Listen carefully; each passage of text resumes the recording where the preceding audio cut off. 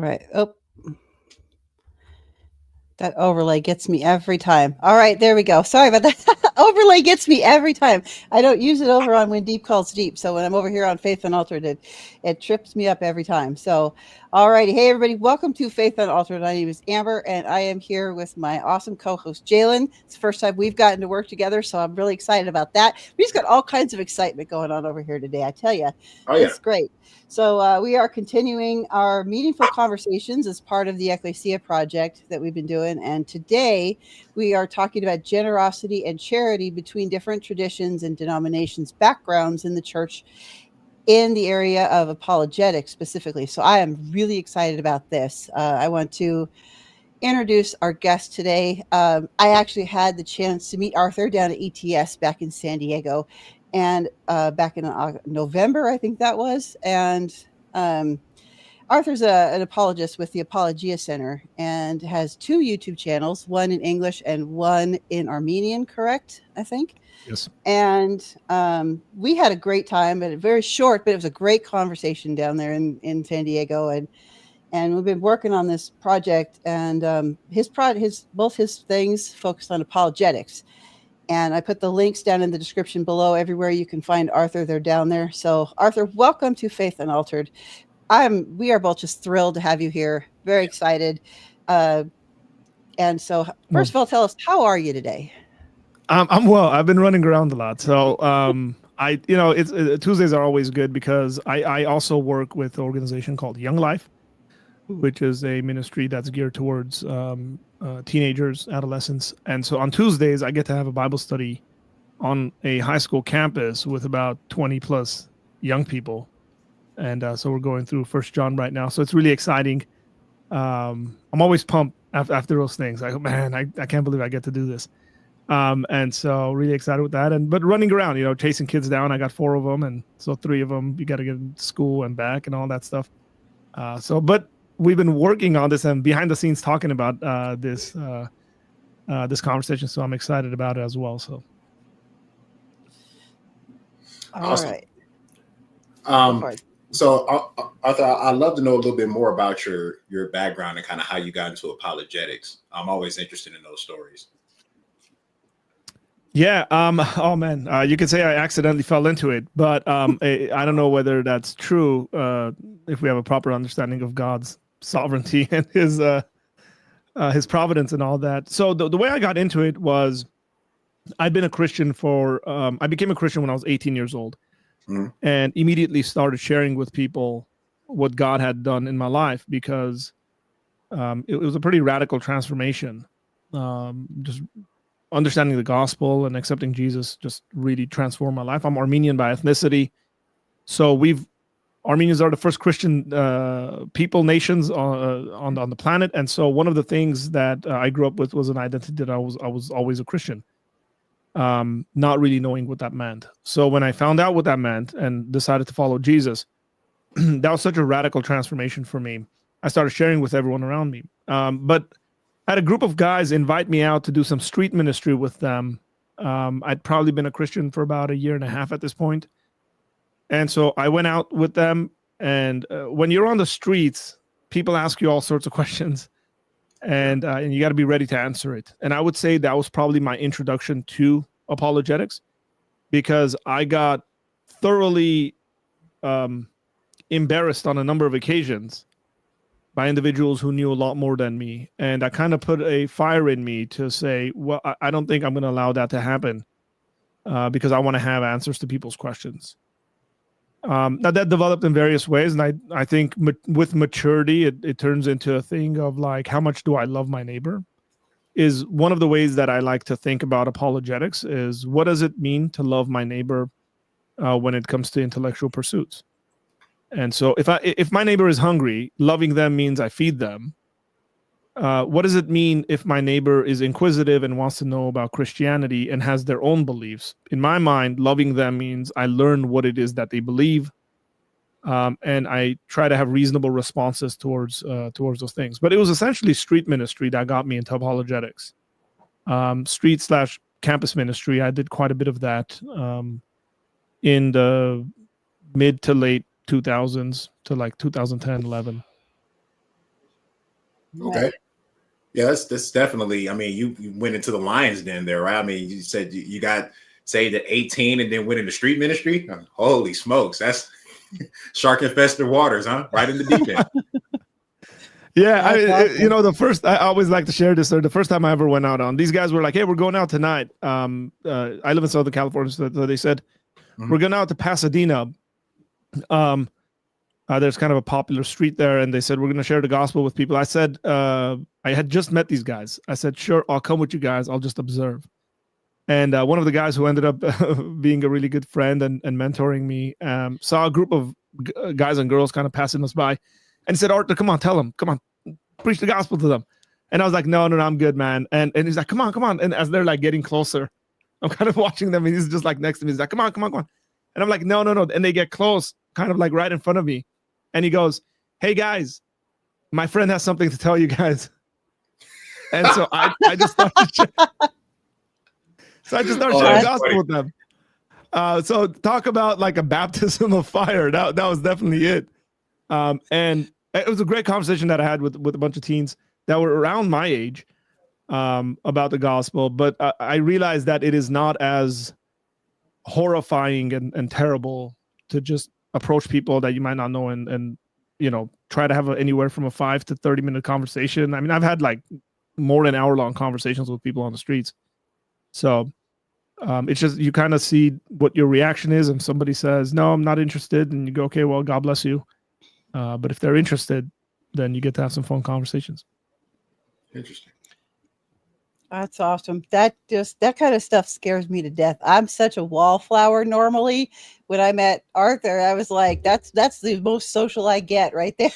Right there. I'm just that was Nick Quint drug me in there. I'm like, "You want to go?" And I was like, "I guess." And like, "Sure, I guess." And he's like, "Here," shoving me in front of all kinds of people, Artur and Leighton and like just all these crazy people. And I was just like, that's insane. But yeah, so doing that kind of thing, you guys, that's props, man. That's just that's just terrifying to me. That's why I was like, wow, like to go from a new convert to street ministry is yeah, that's tough. Yeah, but it's a very good way of growth, I would say. That's for sure. I'm sure you did. That's for sure. All right, so let's hang on, make this a little bigger. All right, so let's kind of focus in here, because I asked Artur to come join us because I want to talk about the generosity in apologetic disagreement. So what exactly does that mean, and what are we talking about? So I've been watching a few of Arthur's live stream Q&As when I can, and they're a hoot. If anybody hasn't gone over and checked one of those out over on Apologia Center, I would highly recommend it. They are a lot of fun, and there can be some pretty unpredictable stuff that pops up. I love it. They're great.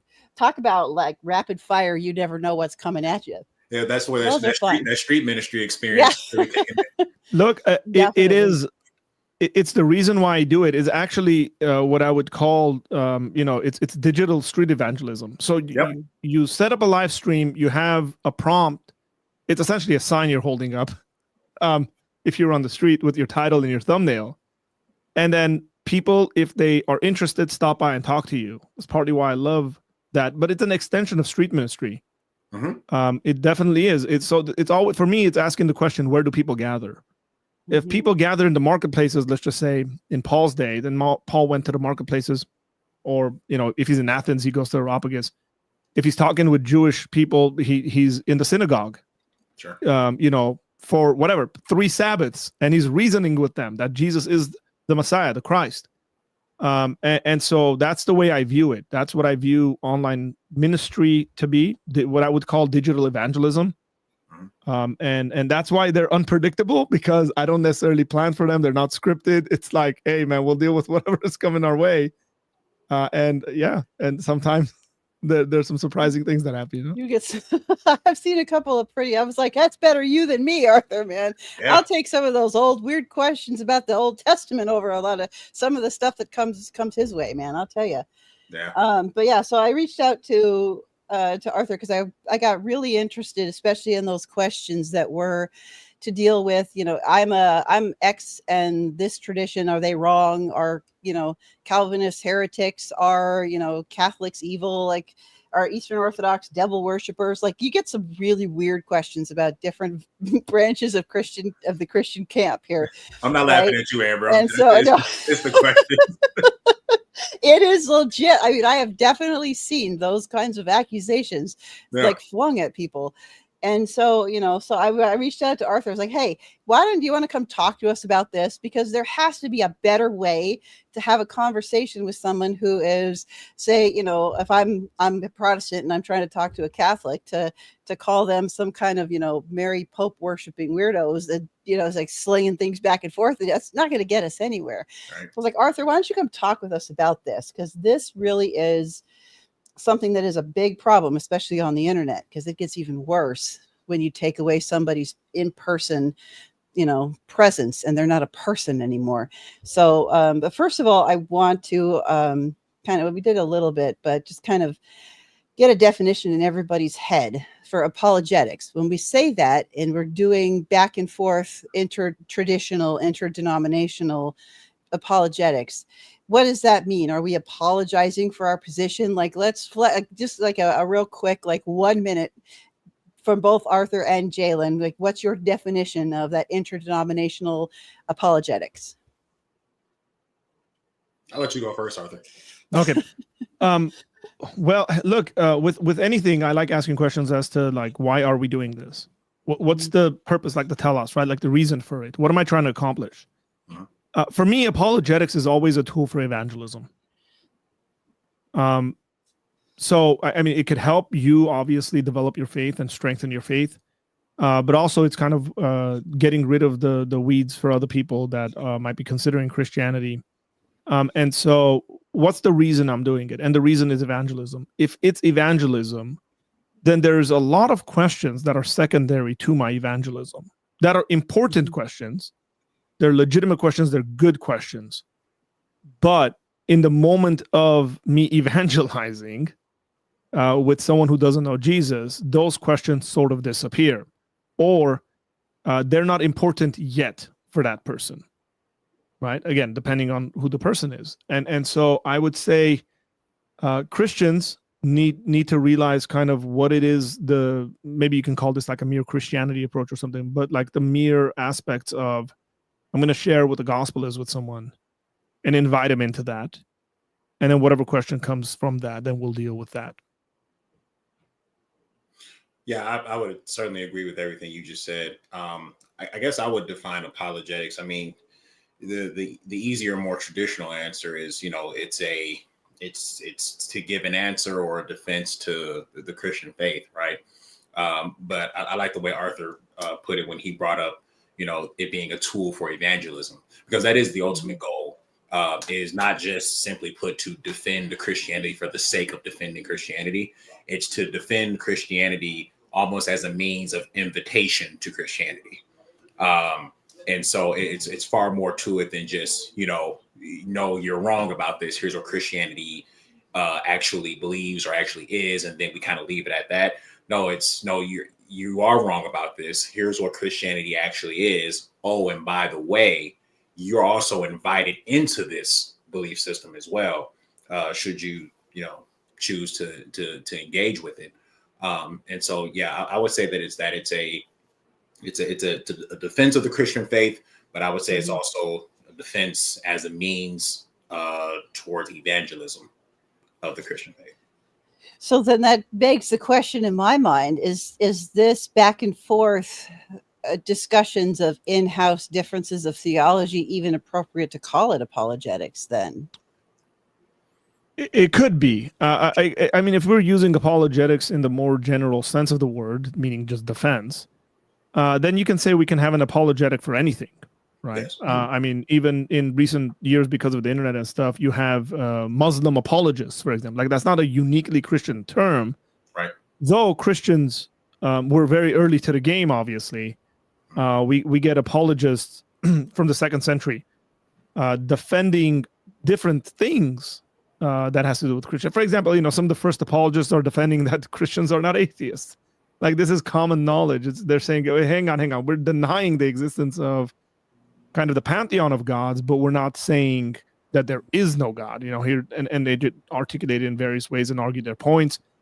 political acceptance is another way that Christians did apologetics. Is that, there's this argument that some of the early apologists give that we're not just a random sect that sprung out of nowhere, but we are connected with an acceptable religion, like Judaism was already accepted by the Roman Empire as a proper religion, and we're essentially a fulfillment of that. So therefore, we ought to be taken seriously as well.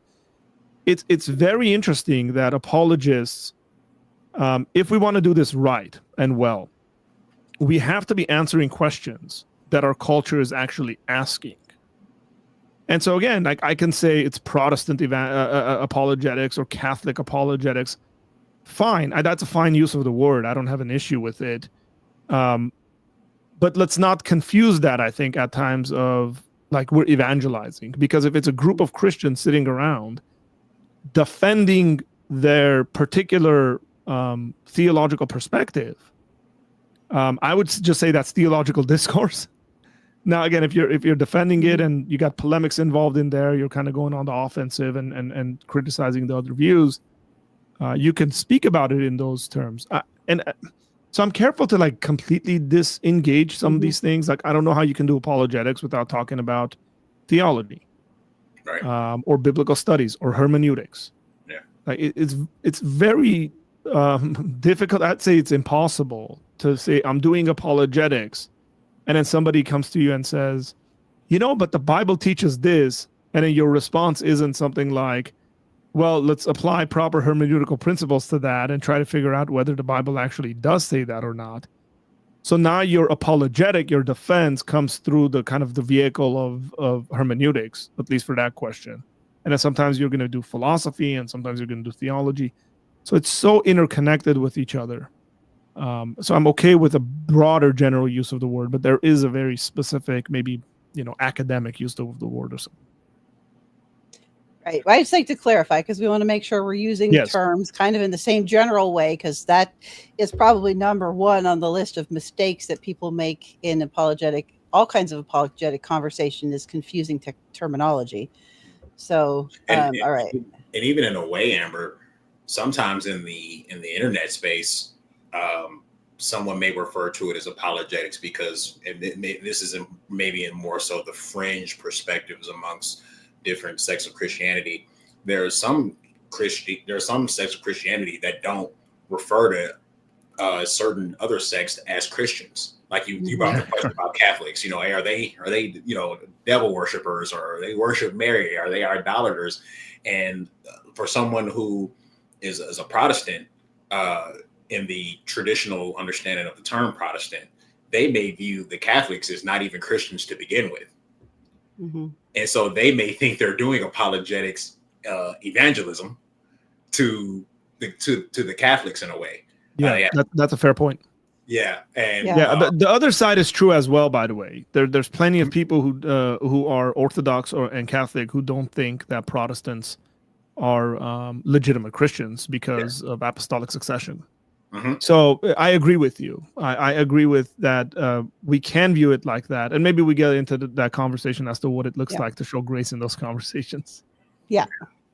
Yeah, which kind of really segues really nicely into our first question there about common differences in apologetic approaches in various Christian traditions. Because, it's going to be very different if you're engaging in conversations between Protestants and Catholics. Catholics are going to have a very different approach in those conversations. Or, if you're talking to like Calvinists and Armenians having conversations about, say, divine sovereignty, or, or the over with Soteriology 101 and their provisionism, and you get them and Calvinists back and forth. And so you've got, if people have their different approaches. So Arthur, what kind of have you seen as the trend growing in how those different camps kind of bring their approach to those conversations? Yeah. So I'm going to recommend a book. I just have a habit of doing this. It's a disease. It's awesome. Sorry for folks who like go into debt. But don't go into debt. I don't know. Save up money and buy books. So this is a book. It's I think this book is not that old, but it's pretty old. It's one of the Counterpoints books, and it's called 5 Views on Apologetics. And I'll just read the contributors to this, so that people take it seriously. William Lane Craig, Gary Habermas, John Frame, Kelly James Clark, and Paul Feinberg. All of these individuals are pretty well established, well-rounded scholars. So this is a book that'll help you kind of think about apologetic approaches, and I would say some of it goes beyond traditions. So, for example, if we're going to look at, say, a cumulative case argument.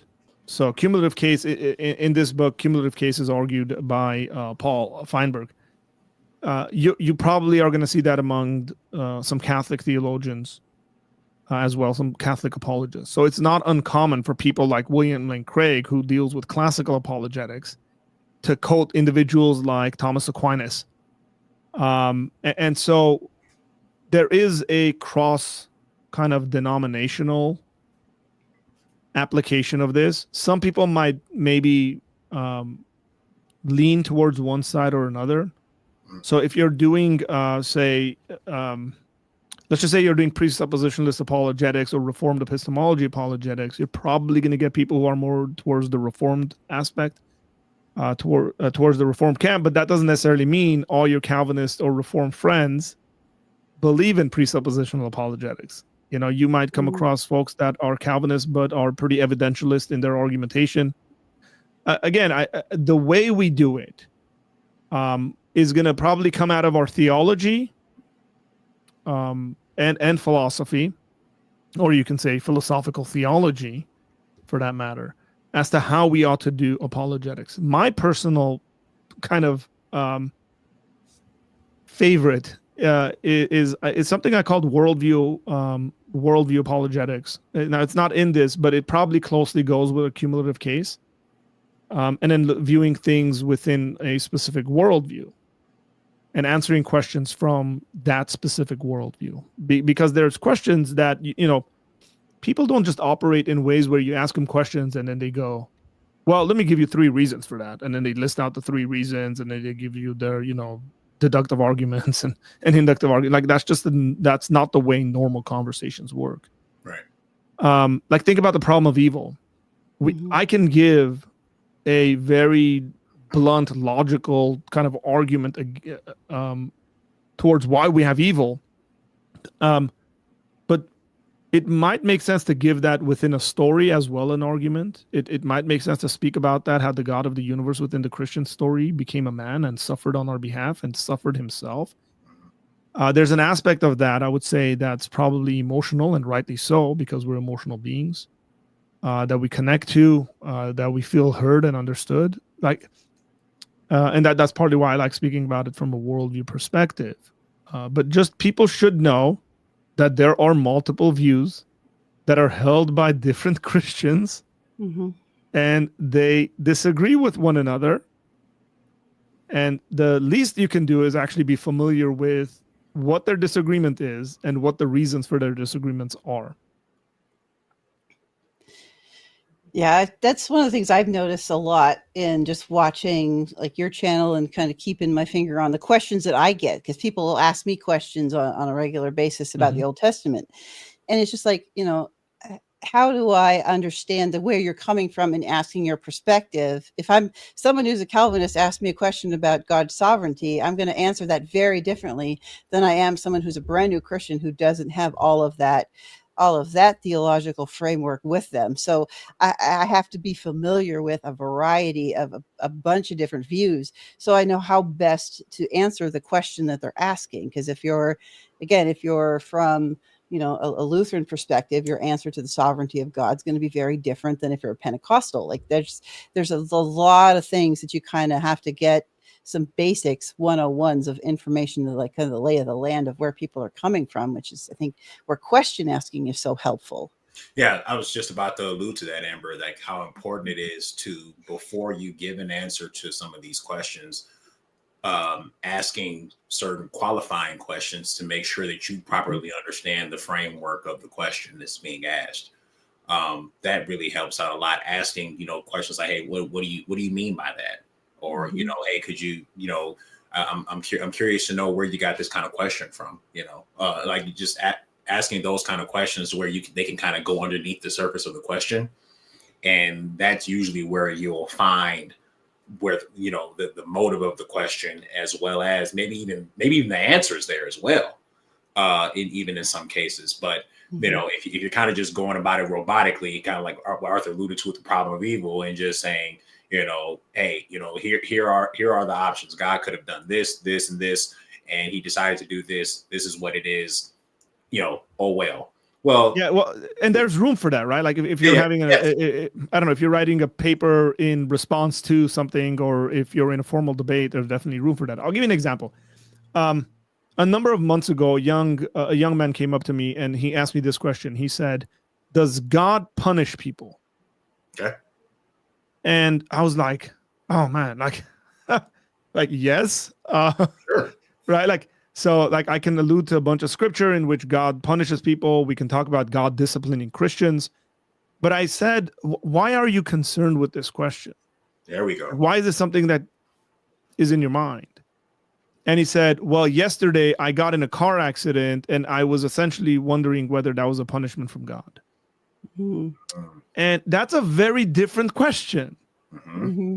Right, because the question no longer becomes, does God theoretically, or in regards to the light of God's revelation in Scripture, punish people? It's, did God punish me for this thing that just happened?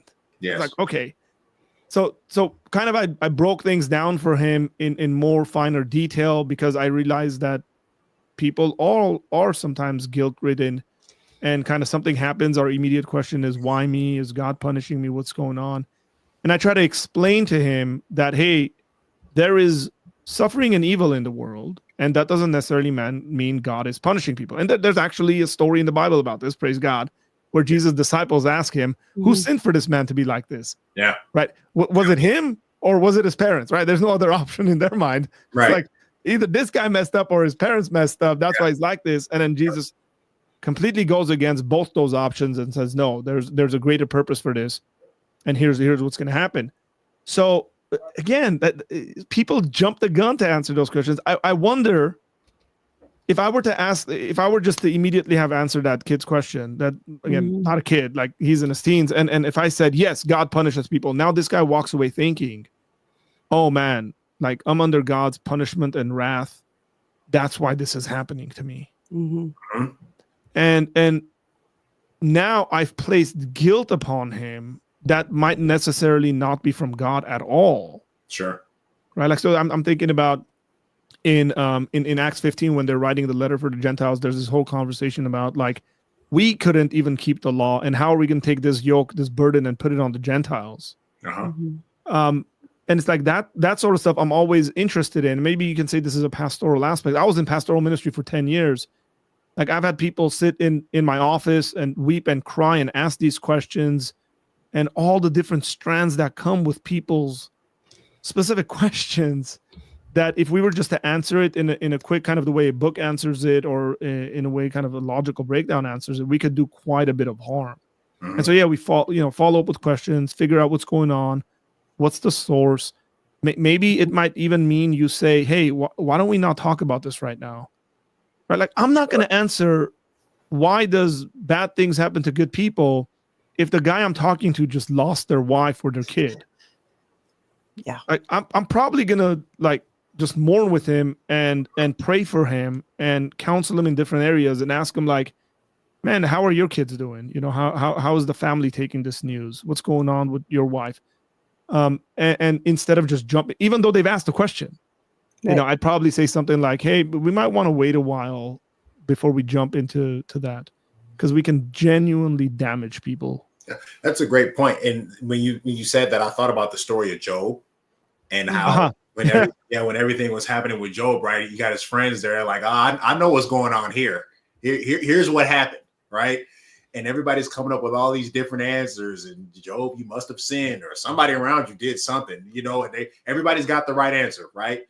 But and everybody's doing theology, huh? Yeah, everybody's doing theology, right? Everybody's going into the mind of God and and expounding on all the mysteries, right? But what there's wisdom in silence sometimes. Mm-hmm. Amen. And like you said, and instead of talking about this, I love how you just said that, like, hey, maybe we shouldn't talk about this right now. Maybe we should be more focused on greeting, and walking through this process. Even if I were to give the correct information to you right now, because of the lens that you're listening through, the perspective that you're listening through right now, right, I may be misheard. You can cause damage to the relationship that you have with the person. So I agree with that. Yeah, you might seem insensitive to what's going on. Yeah. And so again, I always ask the question of what does it mean to be loving in this situation? Yeah. I just acting that way. I saw, it was a few months ago, Dr. David Allen put up a quote that said something about like the more he reads the book of Job, the more he's convinced that Job's friends are involved in online apologetics, because I thought was absolutely brilliant and hilarious, because he's right. He's absolutely right. Yep, because you end up with all these people saying all this kind of nonsense without listening to what's actually going on, which kind of brings me around to kind of our next question is how we some effective ways, we already talked about like question asking, but effective ways of finding some common ground when we're talking to people who are in other faith traditions in the Christian camp. So we're staying within the Christian camp here. We're not going off the range. But how do we find some common ground to have these conversations with outside of just like question asking? Yeah. This stuff's always funny to me because my kind of sarcastic response is just be normal, dude. Like, don't be a weirdo. If all you do all day long is read books and think about theology, something is wrong with your life. Agreed. Like, do you not have friends? And why is that? I genuinely mean that, because I know there's a growing population of individuals whose relationships are always behind the screen. I'll tell you this. All of my extremely close relationships are people I go to church with. And I've known for 20 years, 15 years, 10 years, 5 years, like long periods of time. They're proven friendships that I have. They're people that I can lean on. They're people I can call. They're people who can call me and say, hey, what's going on? Or I need you at any time of the day. Like, I have an established, let's just say, if the internet died today, my relationships, those that are closest to me and dearest to me, would not change. Now, I would feel a loss because I've built over friendships and relationships because of the internet, which is phenomenal. Yep. So how do I find common ground with people? I don't know. I live my normal life. So there's hobbies that I have. There's things I enjoy that's beyond theology and beyond apologetics. But it's not beyond Christianity. It's not beyond Jesus, right? So the hobbies that I have, and they're not like 50 million of them. Like, for example, I enjoy soccer. I enjoy watching soccer. I enjoy playing soccer. And so somebody just walked into my office because I have long-lasting close relationships. It's actually my pastor.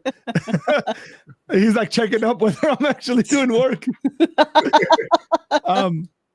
So like when I get into conversations with people, I can say, hey, like, do you enjoy sports? What's your favorite team? Let's talk about that. Like, let's hang out. I spent 2 hours with someone talking about that. And then you build those relationships. Or again, I don't know, you might be into Lego building or something like that. I do love Liverpool. And that's Jerome. That's great, because that's a good example, because Jerome's a friend that I've become friends over the last 2 years. And one of the first conversations I had with him was over soccer, and his team is Arsenal and he supports them. And we just had a conversation about soccer. Yeah. And so finding those bridges, and like I said, you might enjoy Lego building, and you find some people who are into that, who aren't Christians. Let that be kind of the building blocks, no pun intended.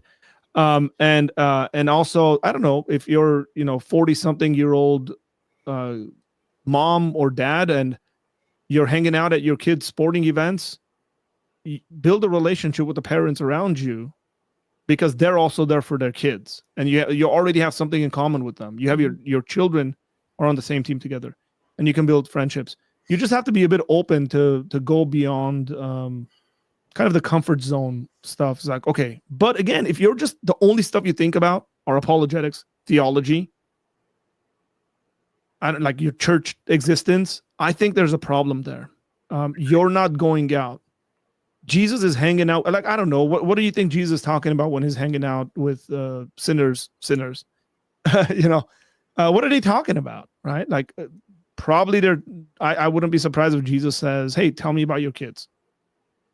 And maybe on the tail end of that, he says, "Let me tell you a story about this guy who had 2 sons. And one of them acted in this way." Like I just see Jesus making those connections and then bringing this teaching lesson. But he listens to people, he hears people. Mm-hmm. And I think if we sort of read in between the lines, we see that in the Bible. Which makes you wonder about, because I think, at least from kind of where I'm sitting and looking at this conversation, that the worst, I think, of the uncharitableness and nastiness that goes on is in that online context. And because, you know, as much as I have enjoyed getting to know Arthur and Jalen and the rest of the Faith and Altered crew, you're still just electronic images on my screen here, you know. Well, like, we're getting metaphysical now there. You're not that removes it to a little bit more of an issue of you not being actually real, which is even worse if you're like on Twitter and there's no video feed there. You're just a string of letters and numbers that is coming at you, and that's pure emotion on my side, and I can't see your face, I can't hear your voice, I don't even have those cues to make you human, right? So how do we and that's exactly why I'm not very active on Twitter. It's a pretty godforsaken place. I got big trouble the other day that I still haven't. I didn't respond yet. I need to go respond to somebody's got mad at me for something I said. But how do we, in these kinds of disconnected spaces, foster some more productive conversations? Because there has to be ways to be more charitable with each other when we're still dealing in the metaphysical, hypothetical space where I need to humanize you somehow in my responses. First and foremost, theologically, from a theological perspective, every single human is made in God's image, whether believers or unbelievers.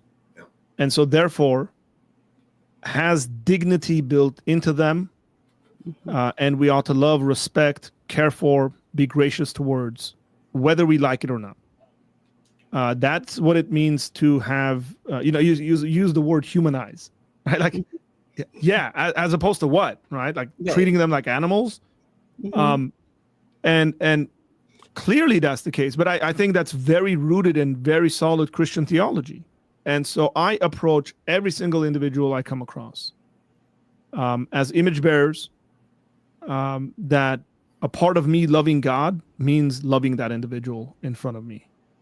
Whether they're wrong, they're right, whatever it may be, they're, I don't know, hierarchy in regards to societal respect, let's just say, it doesn't change. It is, I love them and I care for them to the best of my abilities. And so it always flows out of that. And I always ask myself the question, if I'm getting into a point where I think I'm disrespecting them, where it goes against the value that God has given them, then there's no excuse for that. So I check myself and I say, okay, you got to stop, shut your mouth, don't say that. You're thinking it, but don't say it. And, come back to the basics of what God's called you to and the way you're supposed to act. It has to start there. Like if we just start with, here's my camp, here's my group, whatever that is, and then move out of that, I think it's problematic. And I can sit here and talk all day about how Scripture speaks about God. For example, Genesis starts off with God being the creator of the heavens and the earth. It's in the general sense. He owns the universe. And people are made in his image. And then as we read it, then we get more into the particular of God, Yahweh calls Abraham and sets him on this course. Like we see that kind of a trend in the story in the text of the Bible. and I think we ought to live it out. Again, if we step out of that, let us repent and go to God, because He will forgive us and cleanse us from all unrighteousness. But always keeping that kind of central before us. Right. We're going to kind of veer off the question list here a little bit, because that really makes me think about the kind of the heart of really what I wanted to get into, which I think is a great time to jump into that, because sometimes I wonder, you see it a lot. They have different names for them. Protestants call them Theobros. The Orthodox call theirs Orthobros. And apparently the Catholics call theirs Mad Trads, I'm told. So, somebody who works for a Catholic diocese, that's his term for them. So I don't know. That's what I've heard. They call them Mad Trads. But anyway, you've got this rogue tendency of each tradition. Everybody's got them. People who aren't connected to a church, they're not plugged in spiritually. They don't have someone that they're accountable to, like a pastor or an accountability small group. They don't have an anchor there. They're just jumping on because they want to fight. They want to argue. That's their whole point. So, at what point does engaging with them helpful, and what point do they just need to be completely ignored and put out, because there's no one to wrangle them in, and they're making all of us look bad online by their ungenerous behavior. I'm just reminded of Jesus' words, love your enemies and pray for those who persecute you, is what I would say. And I wouldn't consider them my enemies, but if they're acting hostile and enemy-like towards me, my response is going to be, it's not going to change, is what I'm trying to say. I'm going to live my Christian life regardless of whomever it is that they say, right? And whatever it is that they say. This comes down to kind of a one-to-one. If we can bring it away from the public online conversations to private conversations, it'll probably be a bit more constructive. So it might make sense if somebody you realize is kind of being hostile and saying all sorts of stuff. I might say something like, hey, brother, why don't you send me an email? Why don't we talk offline about this? Or why don't you send me a message on Discord or something like that? That might be a bit more beneficial to our conversation here. And I think that's fair. There does seem to be a point, I think, just generally in life, where it's fair to say, in Jesus' words, I wipe off the dust of my shoes and walk in a different direction. Sure. It is, it doesn't make any sense. It's like throwing pearls to swine, is the other way Scripture puts it. Mm-hmm. Now, again, I don't make those decisions rashly and quickly. Like, I don't go, I'm getting nowhere with this person in like 5 minutes. That's probably doesn't make any sense to do that in so quickly. But if I realize that's the same trend, the guy saying the same thing over and over again, I go, man, I think we've dealt with it. We've answered this. The atheists have their own version of this, by the way. Yeah. But like, if you can kind of get past that stuff, maybe we can have a genuine conversation. Mm-hmm. But if you can't, maybe let's talk about some other stuff that's not going to become, so controversial, and that might allow you to build a friendship with them. So it's a one-to-one case for me. Mm-hmm. I try to live it out to the best of my abilities. So I try to showcase that. Some of the ways I try to showcase that online specifically is I try very, very hard not to cut people off. Even if they've been talking for a long time, you'll see me kind of sitting there in quietness, like, okay, just, like, let me know when you're done. Mm-hmm.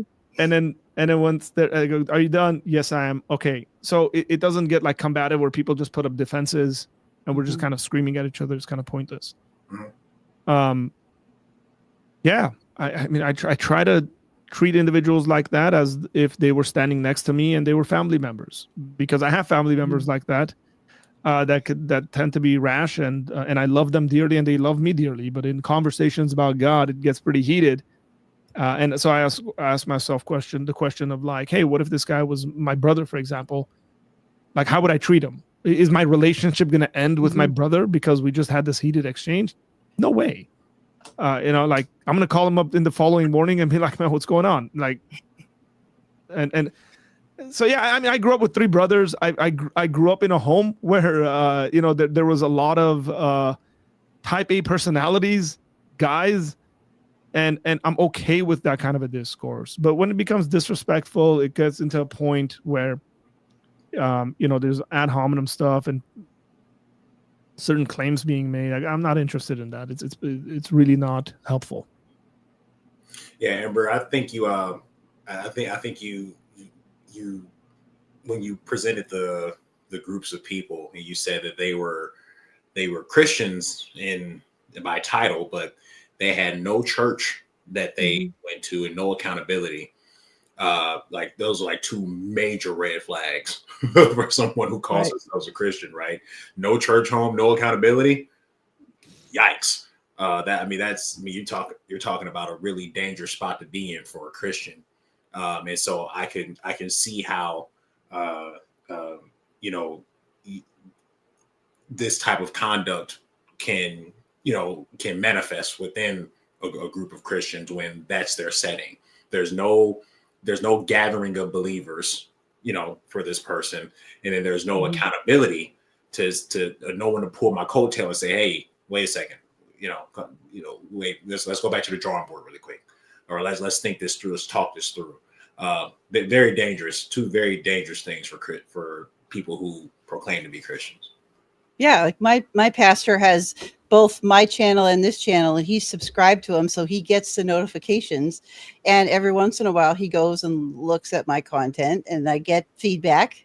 Usually, it's good feedback, but he's at least watching what I'm doing. Yeah. So I've got that accountability, and I've got the local people that I talk to. I got the people at school, because I've got. Yeah, so I have, we have it. Those local anchors are so important. Absolutely. Yeah, absolutely.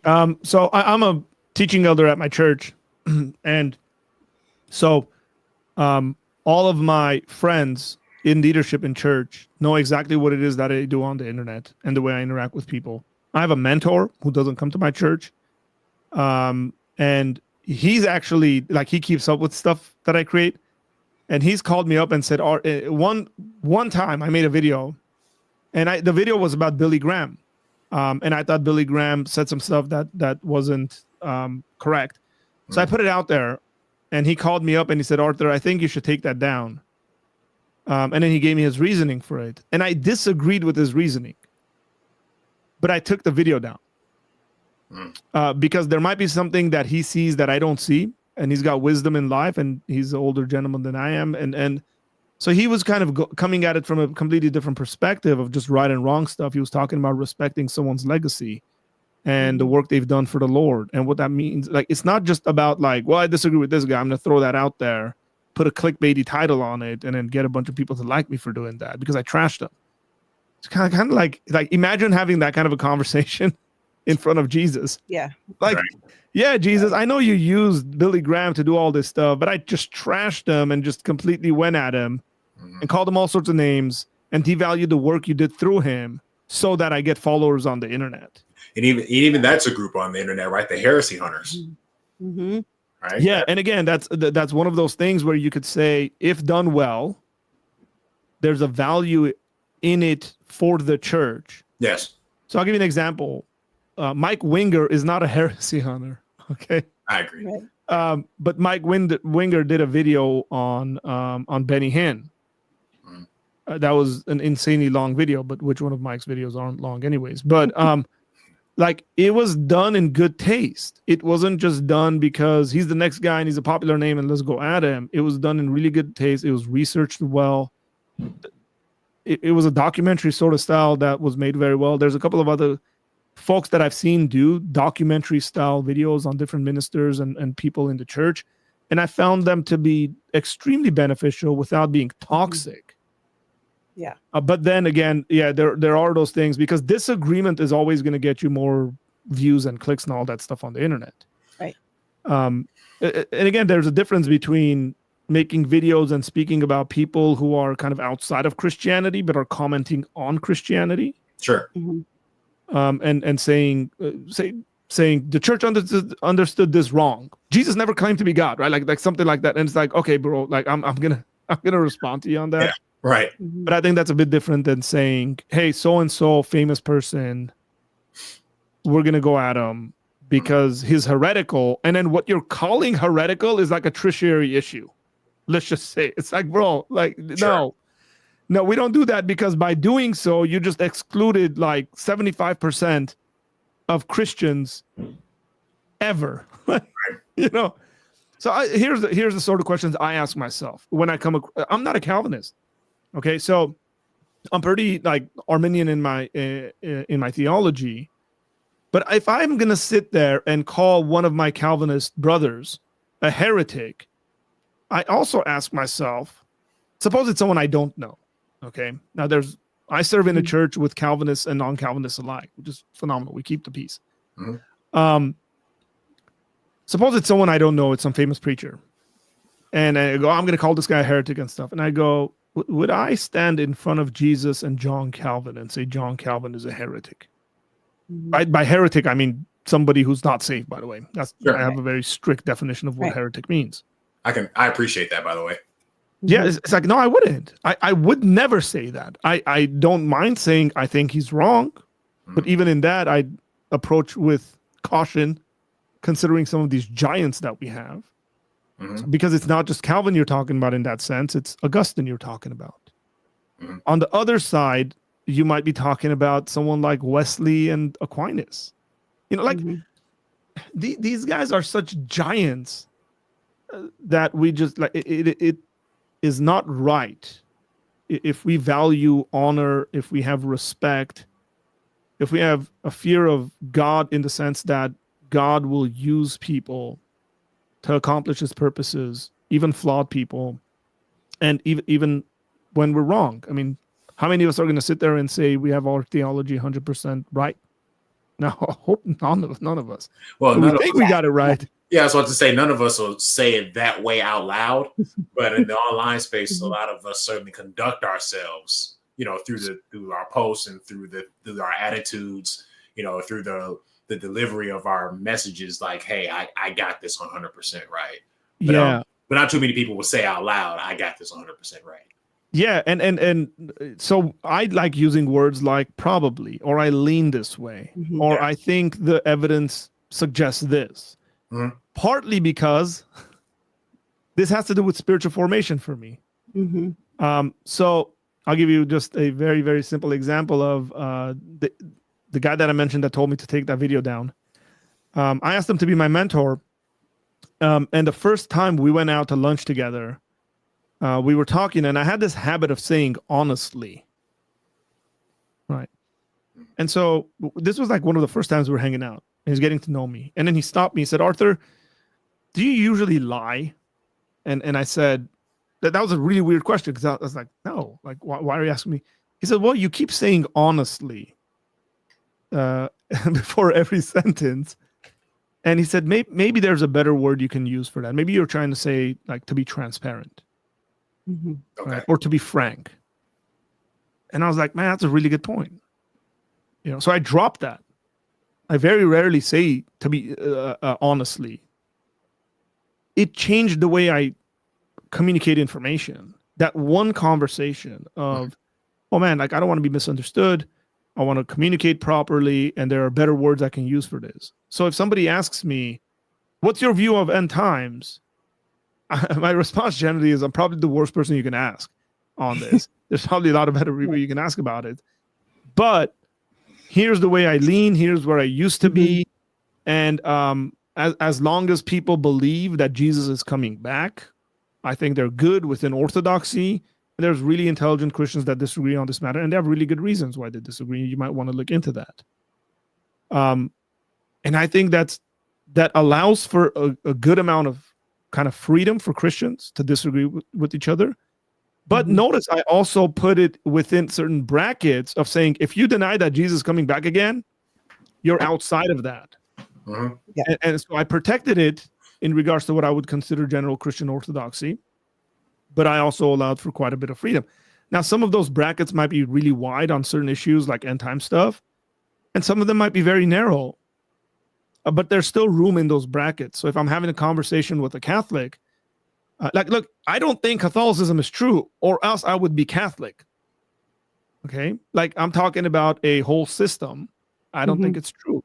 Now, if you specifically ask me, well, do you think this is true? Quite often I might say, yes, I actually agree with that point of view. But systemically is what I'm talking about. And if somebody says, like the praying of the saints you guys brought up, before I assume to know what it is that they're talking about, I like to ask them, hey, what is it do you think that you're doing when you're praying to saints? Or maybe even beyond that, because you get individuals that give you wonky answers in any tradition that has nothing to do with the tradition because it's something their grandmom told them, and they just stuck with it. I like to ask questions of like, what's the official position on this issue in your tradition? And then so that way, I'm not dealing with the individual per se. I'm dealing with kind of the church's stance on that matter. So suppose I'll give you like a typical answer on that is, well, when we ask our friends to pray for us, that's completely normal. And as Catholics, we believe that the people who have passed away are still alive, and we have the right to ask them to pray for us as well. And my response to that is, well, great, thank you. I mean, I get that answer. How come we don't see that in Scripture? And I'll guarantee, I'll know exactly where this conversation goes, but because this conversation is eventually going to go to the conversation about, is the Bible the sole authority on things like this, or is the church equal to that? And now that's a completely different conversation from where we started. But at least I've shown grace in regards to that conversation to best understand them. And even in their kind of explanation of here's what we think the church stands and why the church has the right to say these things versus Scripture. And again, I can walk away from that conversation saying you're wrong, but I think you're saved and a believer, and I'm not going to join you because I still think you're wrong, and I love you. Is that so difficult to do is my question. Well, for some people it is. I mean, you automatically, in these conversations, and I was just watching yesterday a debate online that was kind of a train wreck, but it was, as I was watching the comments section, it was automatically, well, this person is this position, so they're automatically wrong, and so nothing they said was a valid point.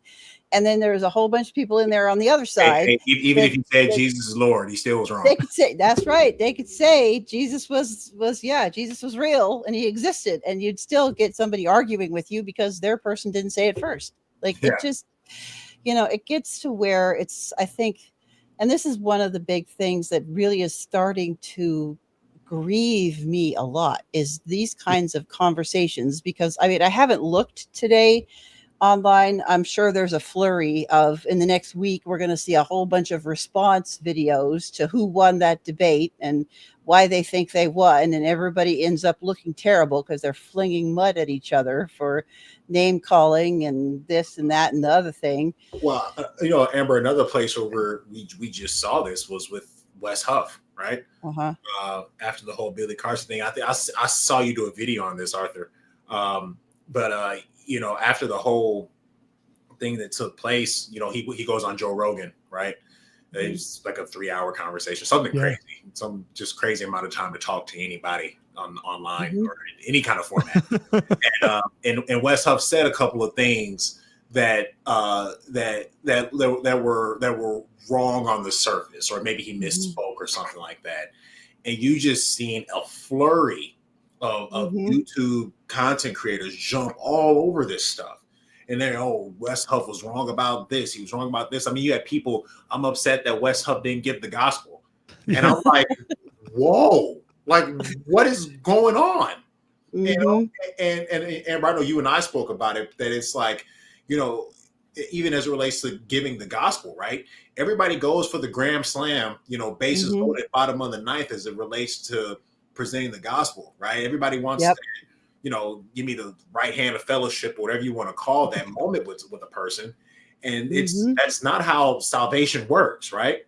A lot of times it's like watching a plant grow, You know, and you know, it starts off with, you know, tilling soil, and somebody's got to plant the seed, somebody's got to come by and water it, somebody's got to make sure it's getting the right amount of sunlight. You know, eventually this thing grows up and it's ready for harvest. But, you know, because Wes Huff didn't tell Joe Rogan, repent of your sins for the kingdom of God is at hand, and he didn't say it in that way, right? It wasn't a good representation of Christ on the podcast. Yeah. You know, when people say stuff like that, my first question is, do you have any friends? Because if you act like that, if you live your life like that, nobody's going to want to be around you because you're just annoying. Okay? I don't care whether you're a Christian, you're an atheist. It doesn't matter. Yeah. Right? Like, I've said this to atheists. It's like, bro, you sound like an individual that has a hard time making friends.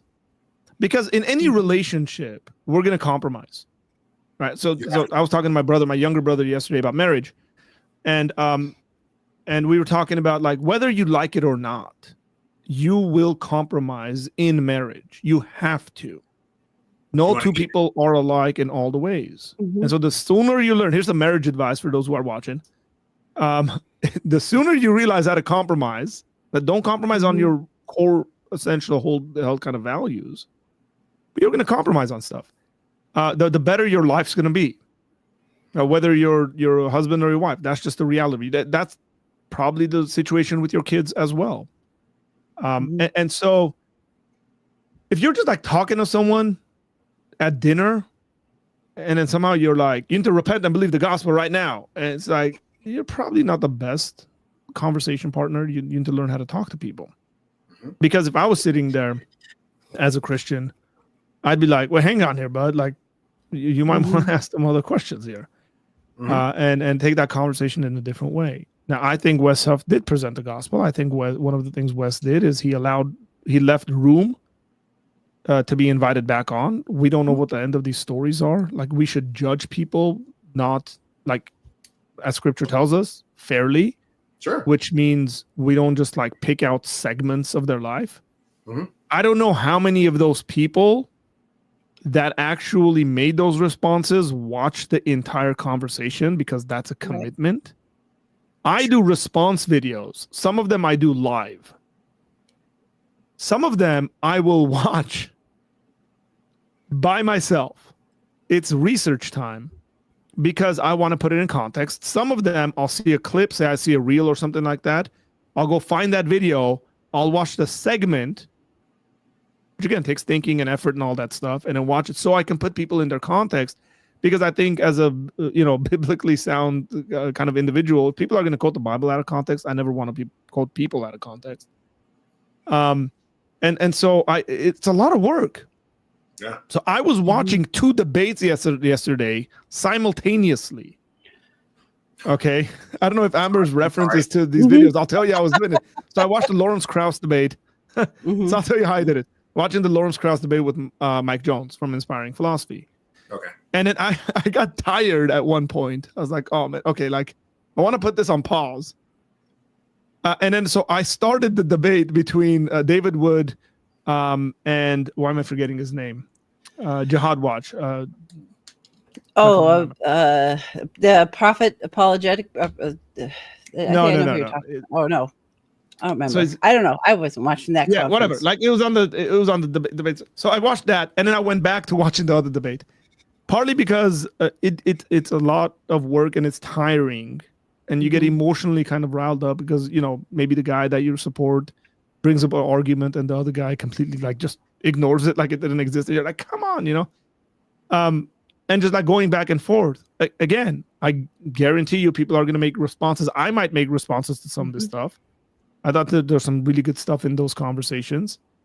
But watch the entire things before we come out and we're like, we got 5 minutes of it. I got my little 10-minute video. And so therefore I can get a good thumbnail. I can get a good clickbait and then throw it out there. I don't think, look, I'm going to go out on and make maybe a controversial statement here. I don't think that's loving. And I think that's an offense to Jesus. I think Jesus is actually offended when we do stuff like that. Again, I didn't say you have to watch the entire thing. Sometimes you do, but sometimes you can watch segments. If you are in the business of online discourse, in the marketplace of ideas, and you want to be Christ-like in your life. Let me put it this way. This somebody wrote this in the comment section. I know they're going to come at me. This is my first mention of Dallas Willard. Okay. Dallas Willard, who I've learned quite a bit from, and I'm going to repeat this probably till the day I die, unless there's a better version of it, says, ask yourself this question. How would Jesus live my life if he was me, if he was the one living the life I'm living? How would Jesus live my life if he was the one living the life that I'm living? So again, to put it practically, say, how would Jesus live if he were Arthur, married to my wife, has the kids that I have, does online ministry, and works for Young Life, and is an elder in his church? What would that look like? And then just take the thought process a little further as to whether Jesus would pull people out of context, wouldn't take the time to listen to people, wouldn't take their arguments seriously, and then post them up all over the internet and say, well, let's see how many views and likes and all this stuff we get. Right. And yeah, I mean, look, we might make mistakes, but if you do, just apologize for it, pull the video down and say, I misunderstood the individual or something like that. And move on with your life.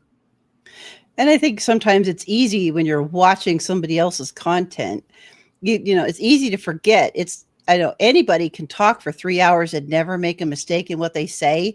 Let's be a little more generous. I mean, I make mistakes all the time when I'm talking about stuff, and we get into, the stuff that I'm technically studying and the stuff I'm supposed to know about. And even, I make mistakes and I misspeak, and I'm supposed to know what I'm talking about. Like, to just be a little generous that after 3 hours, your brain is really tired. And so you're definitely going to misspeak, or I would have said that differently, or I wish I could have. Doggone, you hit the end stream button and you're like, oh, 5 minutes ago, I should have said it this way. And you're just like, be a little gracious. Going back to that image of God, we're all people and we're all trying. Yeah. Great point. And also too, let's not make it seem like the subject matter is, a walk in the park for some ice cream. Like that's like, we're talking about, Bible, biblical manuscripts and the historicity of scripture and the evidence for the resurrection. I mean, they went over a variety of different topics, and this stuff is, this isn't easy stuff to recall off the top of one's head.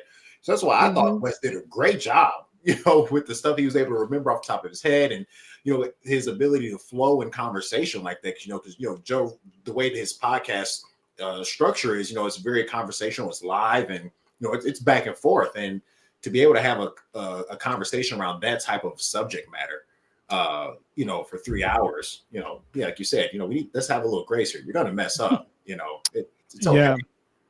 Yeah. And again, something to think about is, when was the last time you evangelized? Number one. Number two, when was the last time you evangelized and you messed up and you went back home? Kind of what Amber was saying, like, forget online stuff. Like, I had a conversation. So I have a habit of replaying conversations in my mind. This is one of the ways that I think I've grown kind of in the art of, and my craft, is whenever I have conversations, usually when I put my head on the pillow to sleep, I replay the conversation in my mind. I go, okay, they said this, and here's what I said. Could have done better. Maybe that wasn't clear enough. I didn't define my terms well enough, or I didn't say it in a good tone. I should change my tone. And so you kind of do that, and you prepare yourself for the next conversation, maybe not with that person, but another person. And so those are the questions people should be asking before they pull the trigger and start, accusing people of various things, of saying, wait, hang on here. Have I actually evangelized and spoken and shared my faith with anyone at like a coffee shop? Or I'm terrified of people talking to me, but I'd love to get online and go after this and that. Yikes. What would it look like for that person to see you at a coffee shop and come up to you and say, hey, man, I saw your video about me. Those are real conversations.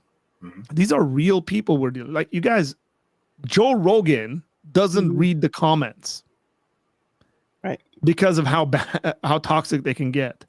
I have friends that have pretty large YouTube channels. They'll read the comments, and I've asked them this specifically because I know how it's affected me. So I've asked them for wisdom. Hey, when you put up a video, my videos don't get anywhere around the views that theirs get. And I say, like, what do you do? How do you respond to the comments? And they've told me I'll respond to comments for the first hour after I post my video. After that, I don't pay attention to it because it's too much. It affects people mentally. It's no fun reading 150 comments that tells you something extremely negative about yourself. Right? Yeah. It's probably not a good idea to read 1,000 comments that say a bunch of positive things about you.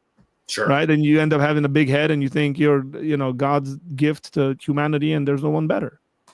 So there's pride. There's unchecked pride. I agree. I think, Amber, you were talking about church involvement.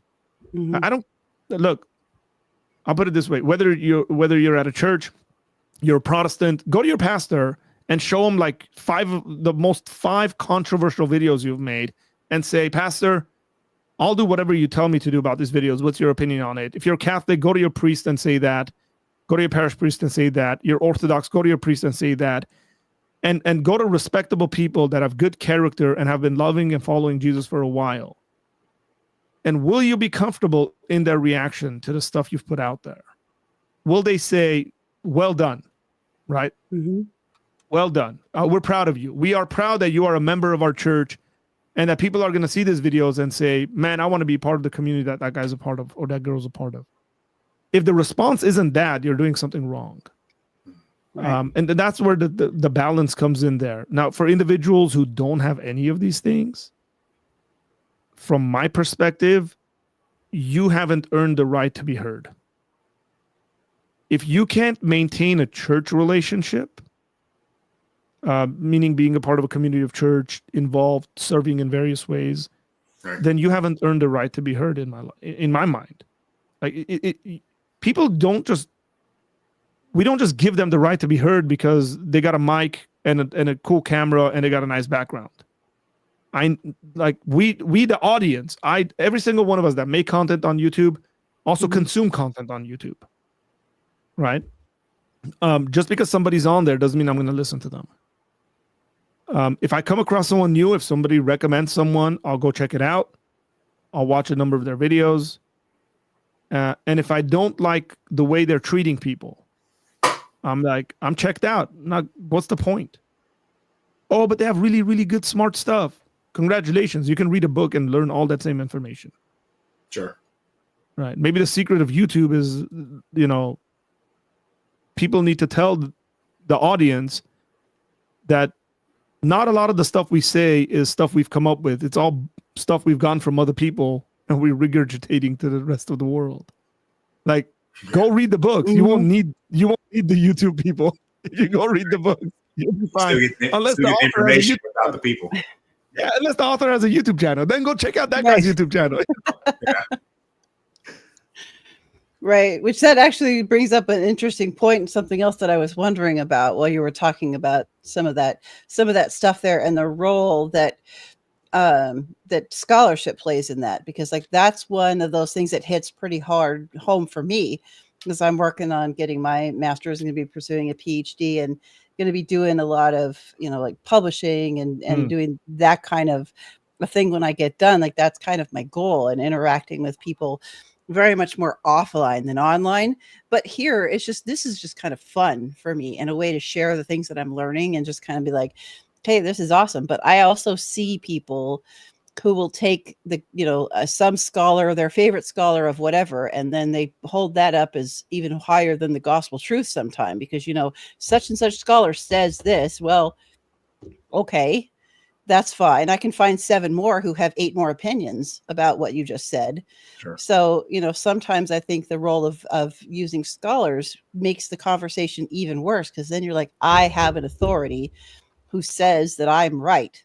And, and it's just like, trying to find, if you actually dig into the scholarly stuff and you're looking at papers and you're reading people's dissertations and the papers that are flying around at like ETS or JBL or some of these places, you can find 97 ways to justify any position you want because you can find a scholar who will not be responsible with their research, not be responsible with the content that they're, the things that they're writing and the things that they're saying.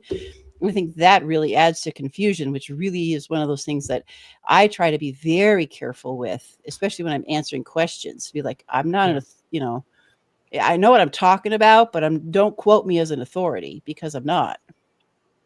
Correct. Yeah, I mean, one of the cool things about education, like formal education, that I found to be more valuable than anything else is research. You learn how to research, basically, because there's no way they can. There's no way we can create an institution in which we communicate all the truth on a matter. I don't think, is medicine like that? Nope. No. Definitely not. Right? Like, you go to doctors and they're like, hey man, you got this weird thing and we don't know what it is. I got to research it. Right? And that's why they call it a practice. Yeah. Yeah. And so it's the same thing when it comes to pastoral ministry. You're probably going to come across a situation and, you're either going to read books on it. You're going to ask your friends who are in ministry and say, hey, how would you deal with this situation? It's kind of difficult. So you learn how to research. Like, I got my MA in philosophy. There's no way they're communicating all of philosophy, every single point, every single discussion. No way. In the amount of time we have, I mean, we wouldn't even be able to do it if we just studied for the rest of our lives. But what they do well, I hope, at least they did well at my school, is they teach you how to research and how to be responsible with the research that you're doing. And coming across, finding the answers for yourself, essentially. And so I don't see that on the internet is the issue, is that we'll see people who don't know how to do that, one. So I would be a lot more gracious towards the people who don't know how to do that, and they're just making honest mistakes. Compared to a person who doesn't care to do that, which I think is a more serious issue there, if they don't care to do that. And so I'm interested in definitely those questions as to, like, what are you trying to accomplish with this? Why do you do this? Like, why do so many people have podcasts and YouTube channels and all that stuff? I'm genuinely curious. And I ask friends. I have friends that do stuff, and I've asked them, why do you do this? And they were like, bro, like, I accidentally fell into it. Made a couple of videos. It did really good. They do it really well, and they've grown in that, but they didn't set out to develop a following or whatever like that. It just sort of happened. I have friends I talk to. They worked at it. They view it as a business, and they're like, and they're very open about that. This is what we do for a living. This is our business. And then there's individuals like myself where we do this as a ministry. None of those are, I want a lot of people to follow me and like me and give me approval because I don't get approval from anywhere else. And I think there's quite a bit of people on the internet that are doing it for that reason. And I would say, stop. Don't do it. Go figure out your heart before the Lord. Get your validation from God and how much he loves you and your family and your close friends. And then do that. Because if you find your validation and your whole motivation for doing this sort of stuff is that, your followers will turn on you at one point or another, because you'll probably end up making a mistake and saying something that they don't agree with. Sure. And then now you're completely done for, because those things aren't well established in your life. Again, these are all areas in which the church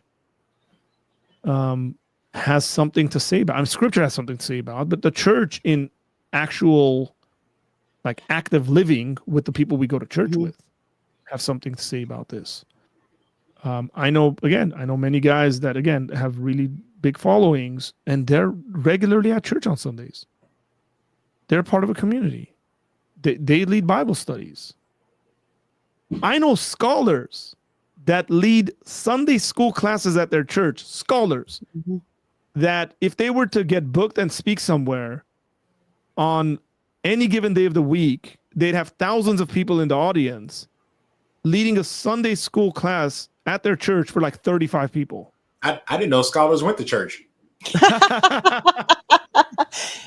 Some of us do. It's But the most terrifying thing. It's the most terrifying thing for pastors, I think, is when they're like, the Greek word for this is, and then there's like a Greek scholar sitting.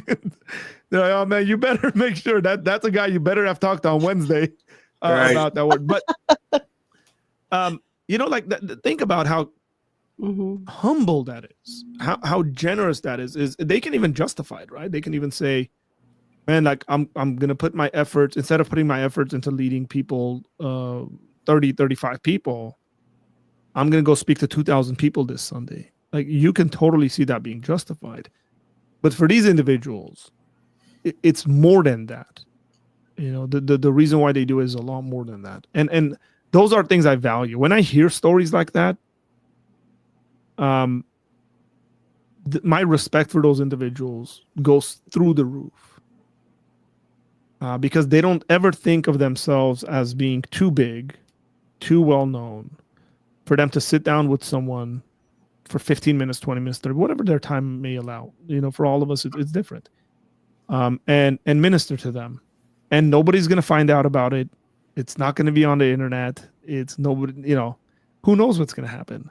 Sure. Maybe nothing happens, but it's worship toward the Lord. Those are the stuff I'm really curious about. Right? Like, how normal are we in our lives? Can people approach us in our churches? Are you too big for the normal people around you? I mean, those are all not symptoms. Those are all red flags that are going to lead to a downfall eventually. And this is why we see this with people.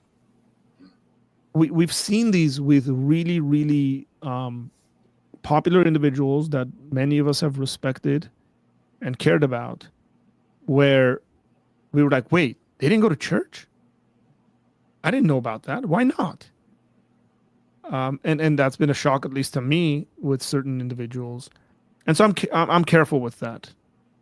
In my personal life, I'm very careful with that. I try to be, to the best of my abilities, I am in church every Sunday, worshiping with the people, praying for people, listening to a sermon, growing in my walk, never thinking that I'm beyond this and this. I know this stuff.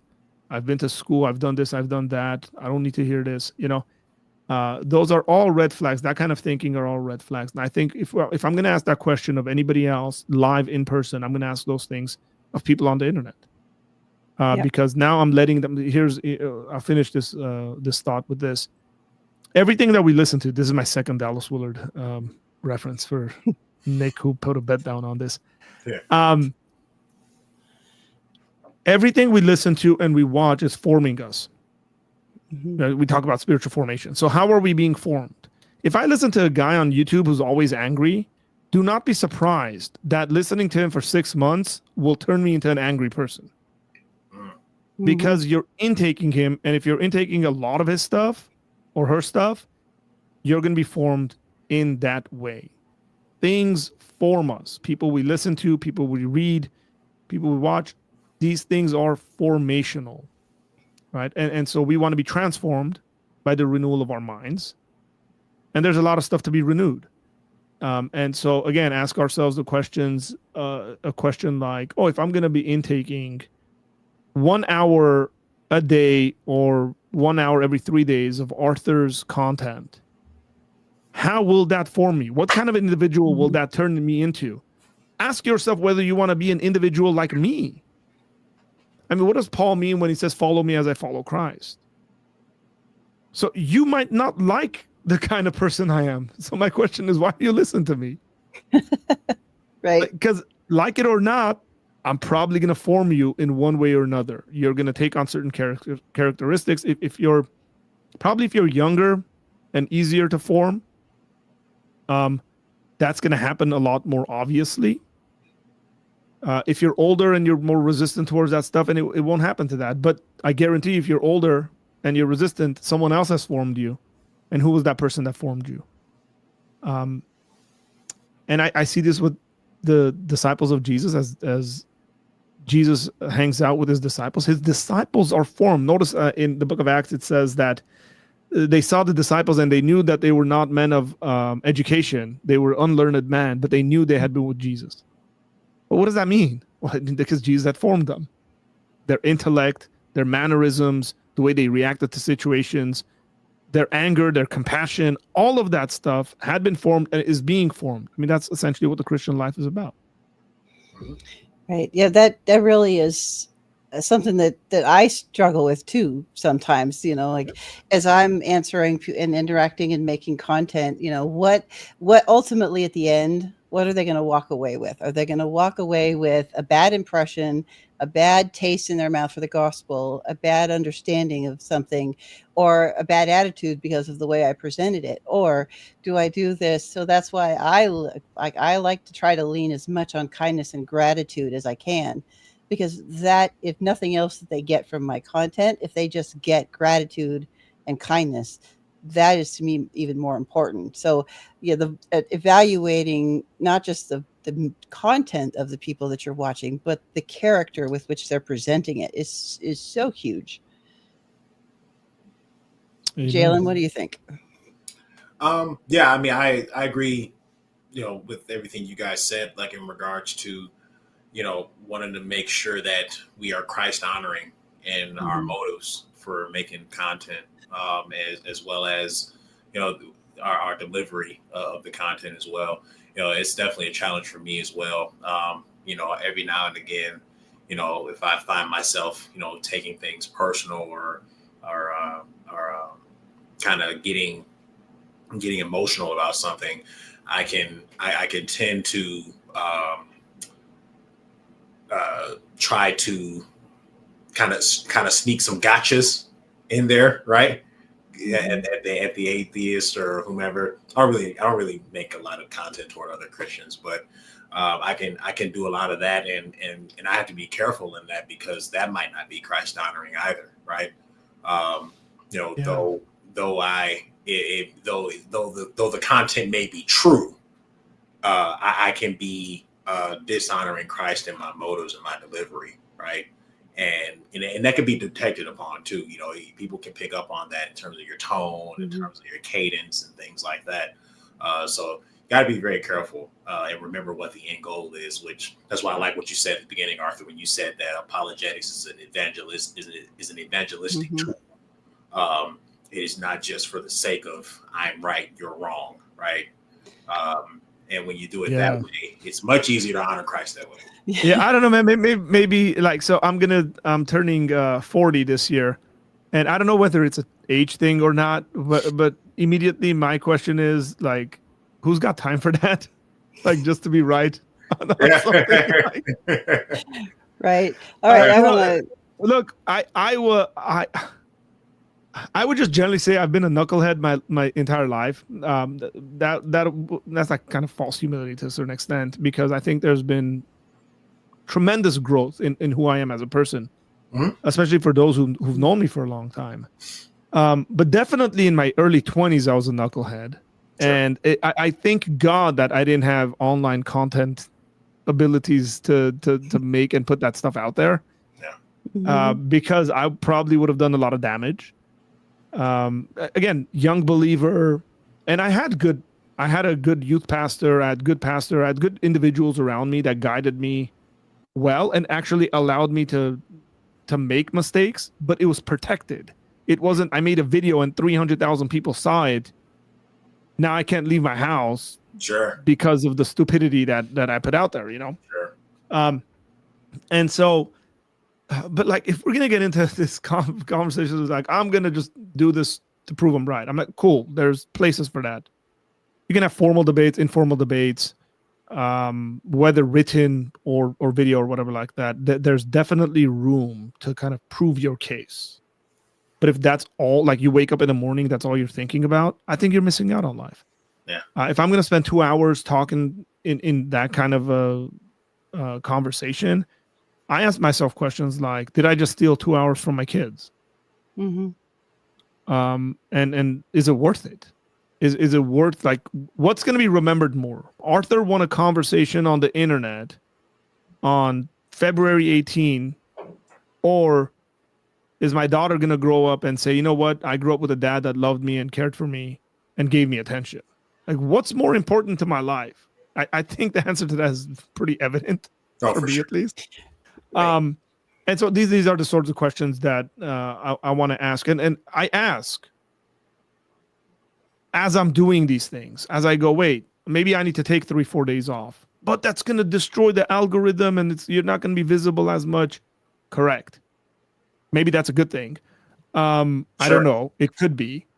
Or you're just wiser. You know, you're traveling, you're going to get family time and all this stuff, and you have some pre-recorded stuff that you can schedule for that day. And so therefore you're not constantly kind of on this wheel, because that's the reality of the internet is the more you give, the more it's going to want it. The more controversial you are, the more attention it's going to give it, because YouTube, actually, if you haven't figured this out, has zero interest in what you're trying to say. Yep. YouTube cares about money and ads. Mm-hmm. And so the more eyes that come on your video, the more people that stay on your video, the more ads they're able to play on your video and make more money.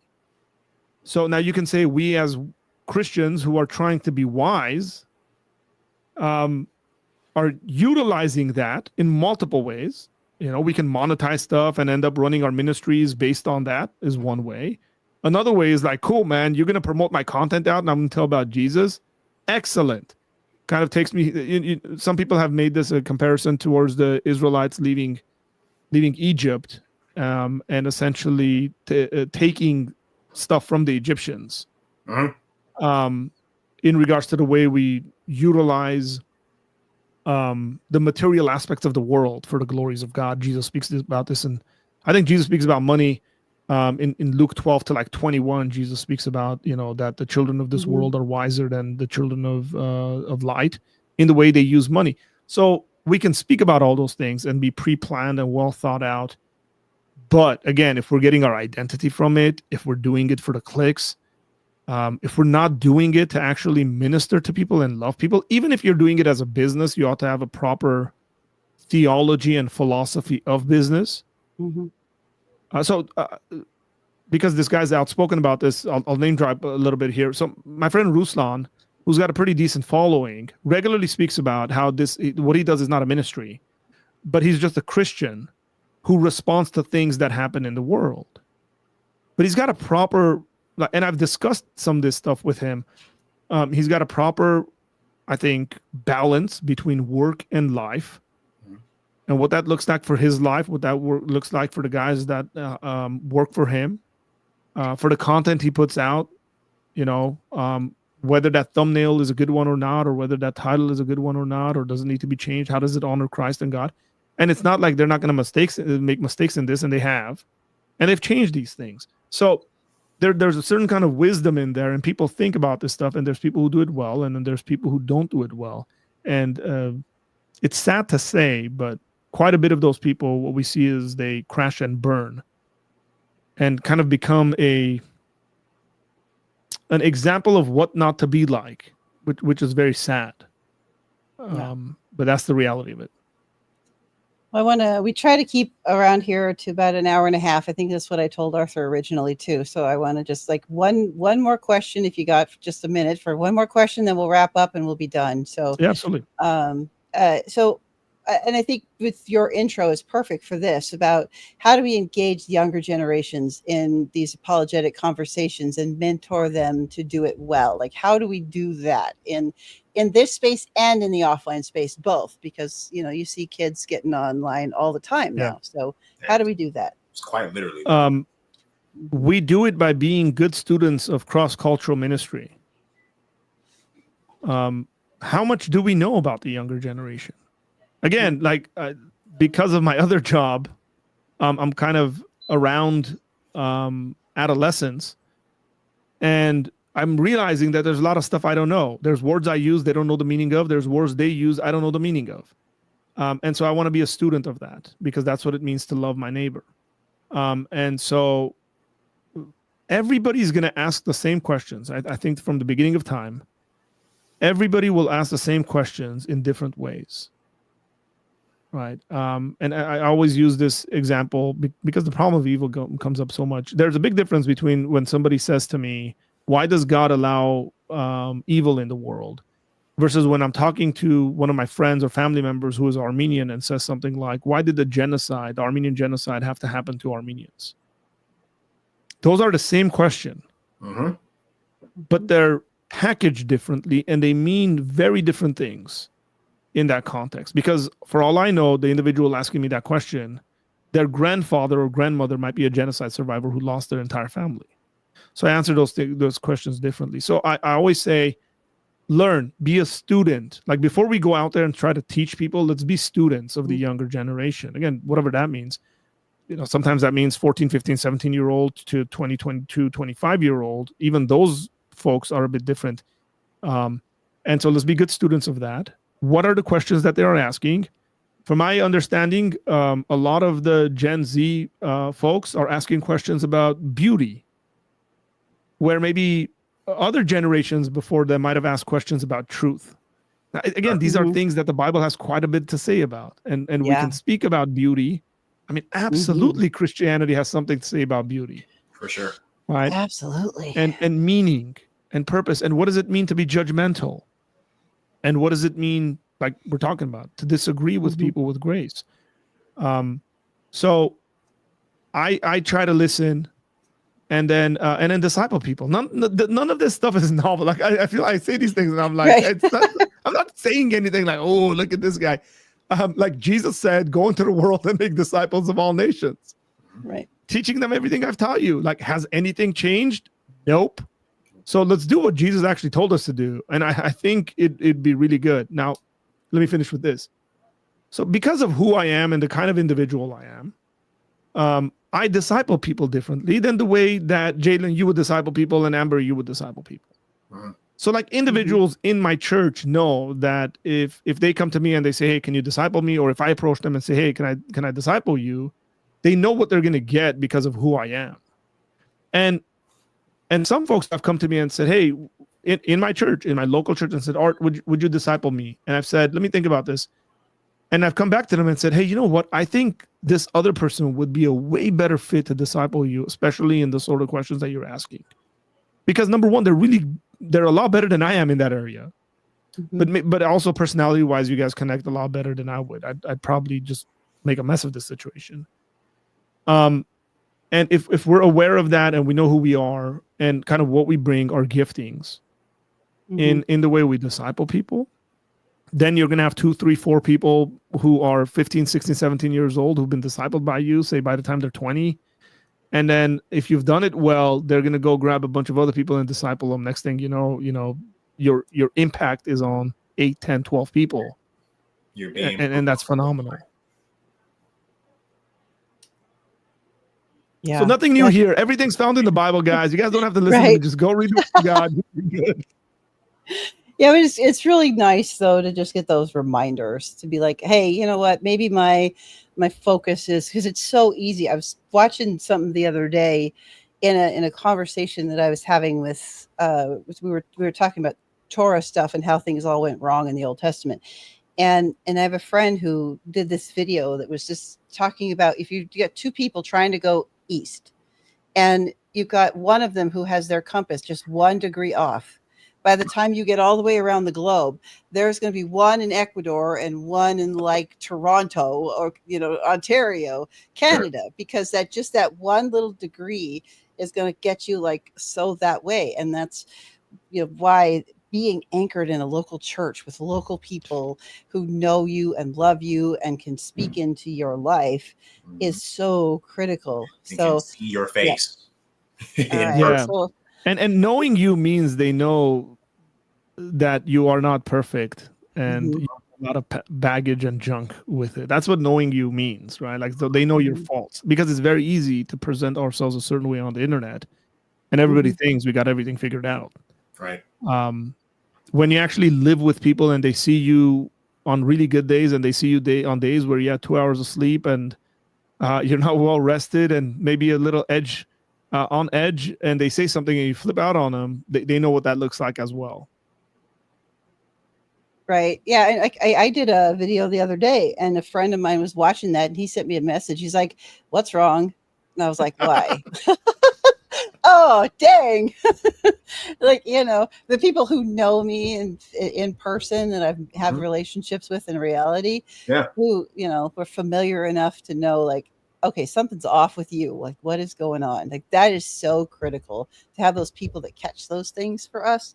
Yeah. So, yeah. Amen. So if for about like 30, give us like a quick tie up, Arthur, and then Jalen, for final thoughts here. This where are we landing and how to have better conversations amongst Christians.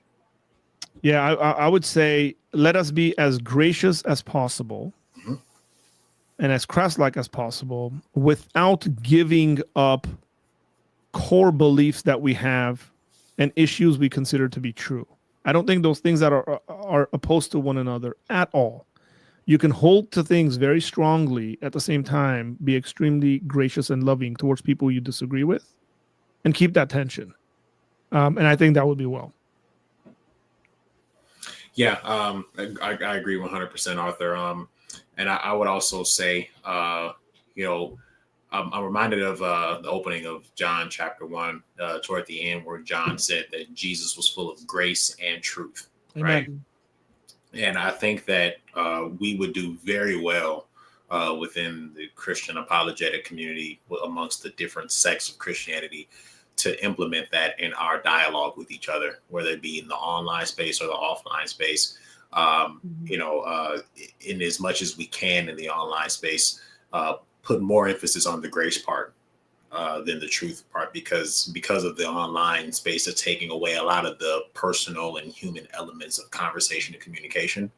I think it would do us very well to just be more gracious toward one another, and recognize too that in the main things, for the most part, in the main things, we all agree. We all agree, Catholics, Orthodox, Protestants alike, that Christ is Lord. Right. Mm-hmm. We all agree that he died on the cross and was raised from the dead 3 days later. We all agree that he's coming again. Right. And we all agree that living our lives the way that he lived his while he was on earth makes us better versions of ourselves. Mm-hmm. And so I think if we can start there and then branch out, it makes for much better dialogue. Mm-hmm. And then let's just give each other the grace to do that. And I would just build on what Jalen just said, because it's me and I have to. The original languages put those in those orders for a reason. And so grace is first for a reason before truth. Mm-hmm. And in the description of the Ark of the Covenant, and, the law is inside, but on top is mercy. Like, they are in those orders for a reason. And we need to pay attention when we see things in an order. And because those guys in Greek and Hebrew, they didn't mess around.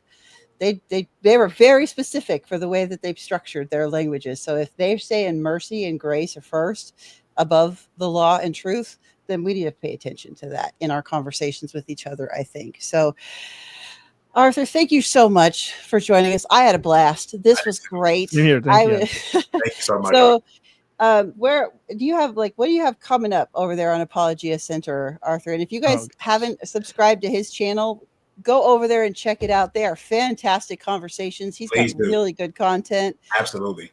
Well, yeah. What have you got coming up, Arthur? So I've done a number of live streams on a guy named Aaron Apke, who debated Wes and Steven with a guy named Cam. It was a 2-on-2 debate, and they've responded. There's been back and forth between both those groups. And so I'm probably going to be releasing some videos on Aaron, because I think he very blatantly misquotes scripture and adds things into it that the unsuspecting individuals cannot see. So I want to kind of bring some attention to that. I am planning on kind of showcasing what we were speaking about here. I got to get groups of people together who can sit down and disagree with each other live and do it in a gracious manner. But that's kind of a vision and a dream that we have going on. I do have something that I think is pretty decent. I mean, it's not like an expert level thing, but there's a playlist on my channel about like basics of biblical interpretation. So I'm going through genres and kind of identifying markers of what a genre is, how to recognize it, and how to understand it. And I do a lot of live streams where I answer people's questions. I mean, that's never going to change. I hope that never changes. And so we want to have that, and then hopefully some podcast guests I'm working on a lineup of individuals that we're going to have where I interview them. Awesome. That's awesome. That's awesome. We've got tomorrow, Hebrew Bible Breakdown. Courtney and I, my partner, are going to be getting into ancient Near East, how to understand the ancient Near East mind, how to understand the framework where how do Hebrew thinkers think, and why do they think that way?